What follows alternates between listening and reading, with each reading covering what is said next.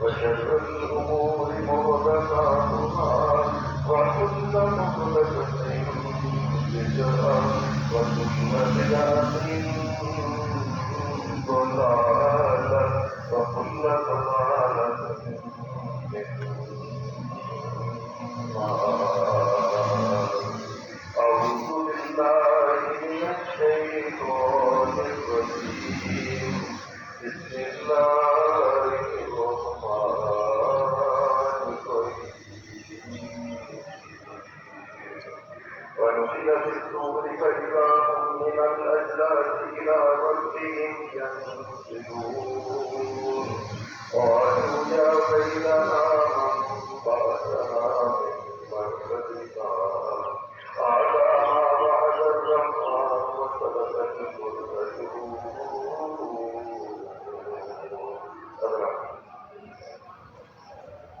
یہ عید الاضحیٰ جو ہے اللہ تبارک و تعالیٰ نے اپنے فضل اور اپنے کرم اور اپنی رحمت سے ہماری زندگیوں میں عطا کیا ہے.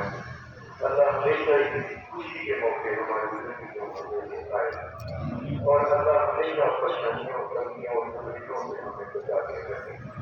اس میں کوئی شک نہیں کہ یہ خوشی کا موقع ہے، یہ عید ہے، لیکن یہ خوشی جو ہے اس طرح کی کئی چیزیں ہیں کئی چیزیں چلی گئی اور بعد میں بھی ایسا ہوتا رہے گا.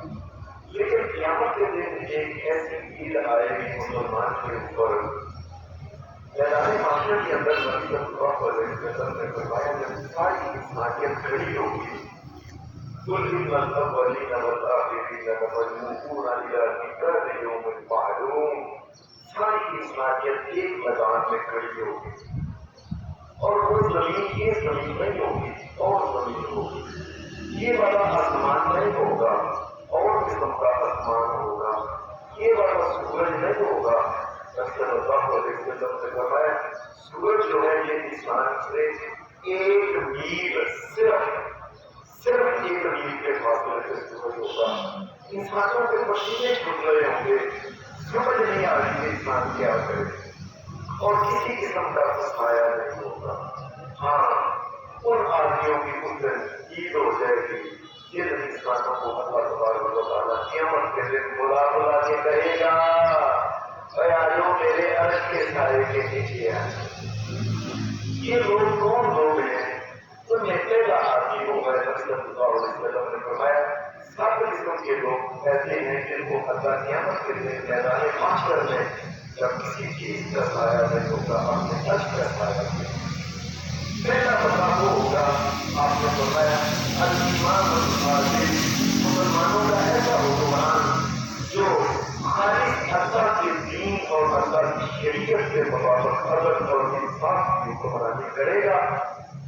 دنیا کے کسی انسان سے نہیں کرے گا.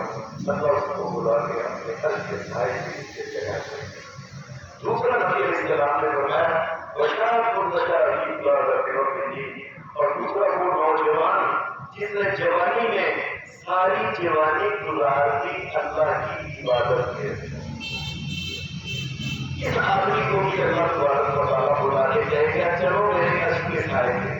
تو تیسرا نبی علیہ السلام نے فرمایا ورجلان تحابا فی اللہ اجتمعا علیہ ویتفرقا. وہ 2 آدمی جو دنیا میں آپس میں ملتے تھے محبت کرتے تھے صرف اللہ کی وجہ سے کہ یہ میرے اللہ کو مانتا ہے میں بھی اللہ کو مانتا ہوں. یہ وہ انسان جو ہے اللہ کے علاوہ تمہارے کو مجھ پر کچھ آپ کو حاصل کروا نہیں. میں بھی اسی چیز کو مانتا ہوں، ان کی آپس کی محبت صرف اللہ کی وجہ سے ہے، رشتے داری کی وجہ سے نہیں۔ ان دونوں کو بھی اللہ بلا کے اپنے عرش کے سائے کے نیچے لگا دے۔ چوتھا نبی علیہ السلام نے فرمایا کہ وہ آدمی وَرَجُلٌ قَلْبُهُ مُعَلَّقٌ بِالْمَسْجِدِ، فرمایا وہ چوتھا آدمی جس کا ہر وقت دل مسجد کے ساتھ جڑا رہتا ہے۔ اذان یہ کہ کتنا ٹائم پڑ گیا ہے، اذان کیوں نہیں ہوئی؟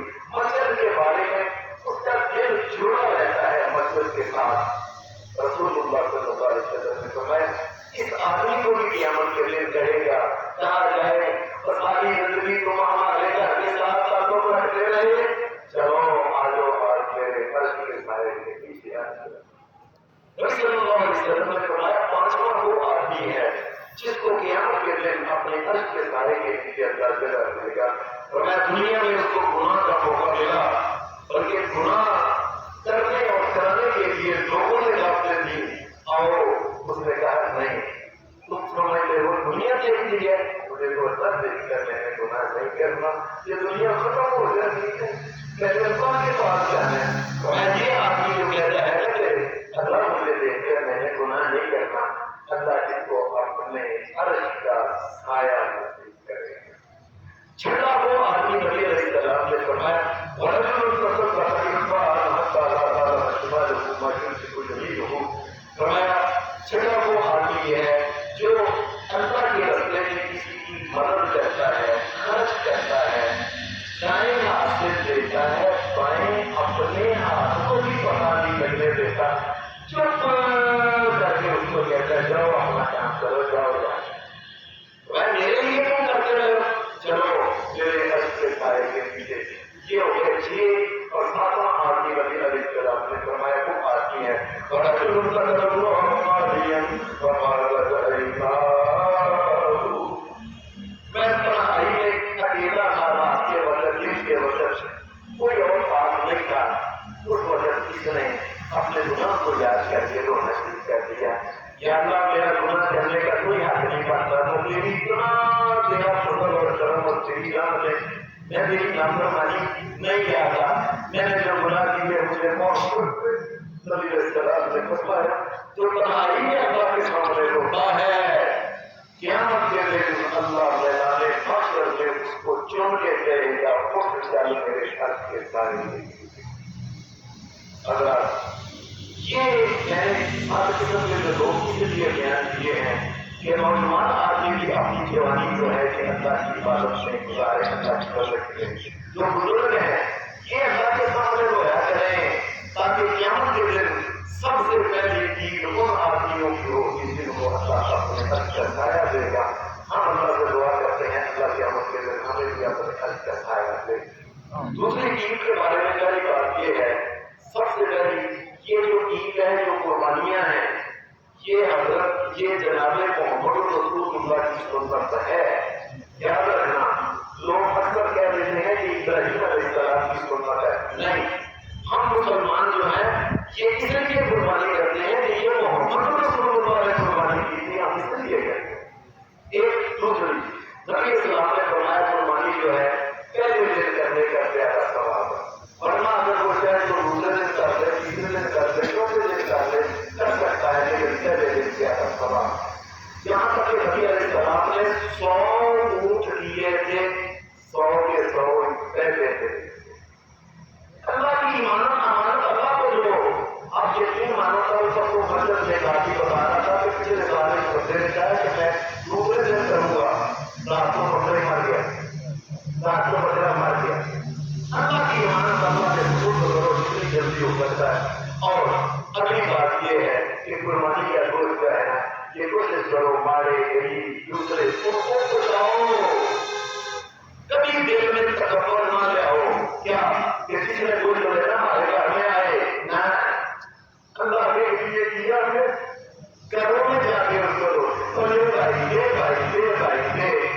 چوتھی بات یہ ہے کہ قربانی کی جانور کرنے والے یاد رکھنا ہے کہ جو اونٹ ہے اسے کھڑا کر کے اس کا پایا کپا پاؤ باندھ کے باقی دین پہ کھڑا ہو جائے گا تو پھر اس کو کرنا ہے بسم اللہ اللہ اکبر، یہ اونٹ کو کھڑا کر کے اونٹ کو بٹھانا